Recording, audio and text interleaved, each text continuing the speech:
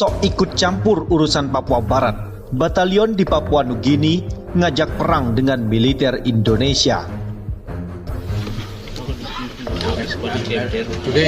Today 6th of May, people of Pacific, on behalf of citizen of country Papua New Guinea, we are now standing here to declare ourselves that we are ready to go and fight against Indonesian soldier for helping our people of West Papua.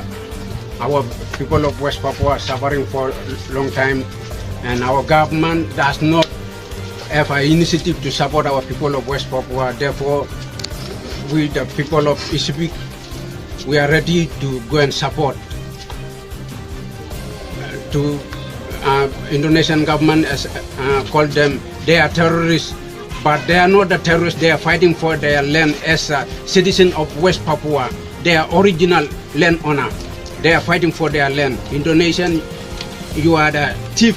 You are stepping in and trying to stealing their resources, and you are trying to kill them and make all kinds of things. Therefore, right now I'm here to stand and support and declare that my group, on behalf, we are standing to fight against Indonesian soldier. Thank you. Sebuah batalion yang terdiri dari relawan asal Provinsi Sepik, Papua Nugini, telah mengumumkan akan bergabung dengan separatis Papua Barat. Mereka menyatakan siap berperang melawan tentara Indonesia untuk memerdekakan wilayah tersebut. Ini adalah pertama kalinya orang-orang dari Papua Nugini ikut campur urusan dalam negeri Indonesia di Papua Barat. Atas nama warga Papua Nugini, kami sekarang berdiri di sini untuk menyatakan diri bahwa kami siap untuk pergi dan berperang melawan tentara Indonesia karena membantu rakyat kami di Papua Barat, kata juru bicara Batalion Sepik dalam video pengumuman mereka. Pengumuman itu telah dipublikasikan Tidningen Global, majalah yang berbasis di Swedia pada tanggal 6 Mei 2021. Pada akhir April, pemerintah Indonesia yang dipimpin oleh Presiden Joko Widodo secara resmi menyatakan bahwa kelompok kriminal bersenjata KKB di Papua Barat sebagai organisasi teroris. Keputusan pemberian label teroris itu diambil setelah Kepala BIN Daerah Papua, Brigadir Jenderal TNI Igusti Putudani Karyanugraha, gugur ditembak oleh KKB Papua Barat. Selain itu, pemerintah Indonesia juga mengerahkan banyak tentara ke wilayah tersebut. Perkembangan situasi itu mendorong kelompok relawan dari Papua Nugini ikut campur. Pemerintah kami tidak memiliki inisiatif untuk mendukung rakyat kami di Papua Barat. Oleh karena itu, kami masyarakat Sepik siap untuk pergi dan mendukung, kata juru bicara Batalion Sepik yang tidak menyebutkan namanya. Pengumuman tentang relawan Papua Nugini yang bergabung dalam konflik bersenjata untuk kemerdekaan Papua Barat akan mempertaruhkan hubungan diplomatik antara Papua Nugini dengan Indonesia. Kedua negara selama ini berhubungan baik dan Papua Nugini selama ini menghormati kedaulatan Indonesia atas Papua Barat. Pemerintah Indonesia menyebut mereka OPM atau KKB sebagai teroris, tapi mereka bukan teroris, mereka berjuang untuk tanah mereka. Indonesia, Anda pencurinya, imbuh juru bicara Batalion Sepik tersebut.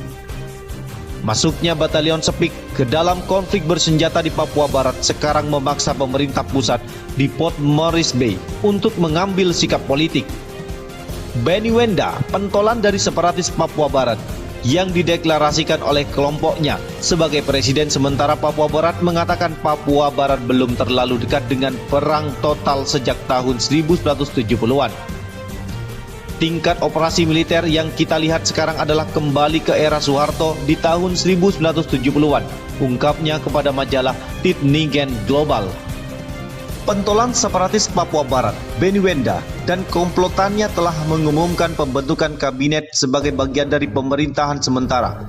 Tujuannya untuk melemahkan kekuasaan Indonesia atas wilayah Papua Barat. Wenda yang sampai saat ini bersembunyi di Oxford, Inggris, merupakan pemimpin United Liberation Movement for West Papua, Kelompok itu telah mendirikan pemerintahan sementara versi mereka sendiri pada bulan Desember tahun yang lalu, di mana Wenda menjadi presiden sementara.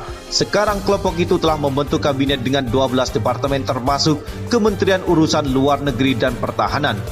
Ke-12 departemen ala Benny Wenda dan komplotannya itu antara lain adalah Departemen Luar Negeri, Departemen Lingkungan dan Kebijakan Hijau Negara, Departemen Dalam Negeri, Departemen Hak Semua Makhluk dan Keadilan, Departemen Urusan Politik, Departemen Urusan Indonesia, Departemen Urusan Melanesia, Departemen Urusan Wanita, Departemen Sosial dan Budaya, Departemen Kepolisian, Departemen Pertahanan, dan Departemen Keuangan. Wenda mengatakan departemen-departemennya bekerja di bawah tanah untuk merusak aturan Indonesia dari dalam Provinsi Papua Barat. Kami bergerak menuju pembentukan negara baru di dalam Papua Barat berdasarkan prinsip hak asasi manusia dan perlindungan lingkungan, kata Benny Wenda kepada Pacific Beat, bagian dari abc.net.au pada hari Senin. Hak semua makhluk akan menjadi inti agenda kabinet baru kami. Prioritas nomor 1 kami adalah memaksimalkan kelangsungan hidup orang-orang kami dan budaya kami serta lingkungan kami, ujarnya. Indonesia sendiri telah mengerahkan pasukan Papua Barat, sementara pentolan dari separatis Benny Wenda merengek-rengek kepada dunia internasional dengan menyebut Indonesia segera melakukan tindakan keras besar-besaran. Pasukan Yonif 315 Garuda yang bermarkas di Ciamas, Bogor dikerahkan setelah seorang jenderal intelijen gugur ditembak kelompok kriminal bersenjata KKB Papua Barat. Kelompok bersenjata itu oleh pemerintah Indonesia telah dilabeli sebagai kelompok teroris. Benny Wenda pentolan dari separatis yang bersembunyi di Oxford, Inggris dan dideklarasikan sebagai presiden sementara United Liberation Movement of West Papua, mengatakan dalam sebuah pernyataan kemarin bahwa memutus internet adalah pengulangan dari pemberontakan Papua Spring pada Agustus sampai September tahun 2019. Dia mengklaim bahwa situasinya sedang berkembang sebagai operasi militer terbesar sejak akhir tahun 1970-an. Saya mengeluarkan peringatan mendesak ini kepada dunia. Operasi militer besar-besaran Indonesia, beberapa yang telah terbesar dalam beberapa tahun, akan segera terjadi di Papua Barat, kata Wenda. Internet sedang diputus. Ratusan pasukan lagi dikerahkan dan kami menerima laporan bahwa warga sipil di Papua Barat melarikan diri dari desa mereka ke Kabupaten Intan Jaya, Puncak Jaya, dan Duga, ujarnya seperti dikutip dari ASEAN Pacific Report. Presiden Indonesia Joko Widodo memerintahkan Panglima TNI dan Kepala Polri untuk mengejar dan menangkap seluruh anggota KKB Papua Barat. Perintah tindakan keras ini dikeluarkan setelah Kepala Badan Intelijen Negara Kabin Daerah Papua Brigadir Jenderal I Gusti Putu Dani Karyanugraha gugur ditembak oleh kelompok separatis bersenjata. Ketua Majelis Permusyawaratan Rakyat MPR Bambang Susetyo mengatakan akan membahas masalah HAM nanti setelah menumpas KKB Papua Barat. Sekitar 400 tentara pasukan setan telah dikerahkan ke Kabupaten Duga. Laporan terbaru mengatakan lebih dari 21.000 tentara Indonesia telah dikerahkan ke wilayah Papua Barat dalam 3 tahun terakhir. Benny Wenda resah dengan tindakan tegas militer Indonesia. Detasmen Jala Mengkara, Denjaka, pasukan elit TNI Angkatan Laut sedang dikerahkan. Saya sendiri menyaksikan akibat dari operasi militer ini ketika saya masih kecil. Melihat desa saya dibom dan keluarga saya terbunuh, ungkapnya. Pentolan separatis ini menolak label teroris untuk KKB Papua Barat. Mereka yang di Papua Barat mengangkat senjata bukanlah teroris. Mereka tidak terhubung dengan ideologi agama atau jaringan pendanaan internasional, kata Wenda. Mereka hanya mempertahankan tanah mereka dari penjajahan ilegal. Mereka memiliki sedikit pengetahuan tentang dunia luar. Mereka bertempur tanpa alas kaki untuk membela rakyat mereka dari militer modern. Mungkin beberapa ratus dari mereka menghadapi pasukan yang terdiri lebih dari 20.000 tentara termasuk Densus 88 yang dilatih cara membunuh rakyat saya selama bertahun-tahun oleh Barat, imbuhnya. Baru-baru ini KKB yang juga dikenal dengan Tentara Pembebasan Nasional Papua Barat TPNPB, Organisasi Papua Merdeka UPM, membakar bangunan SD Impres Mayuberi, 2 unit rumah dinas guru dan puskesmas lama Ilaga Utara di Kampung Mayuberi, Distrik Ilaga Utara.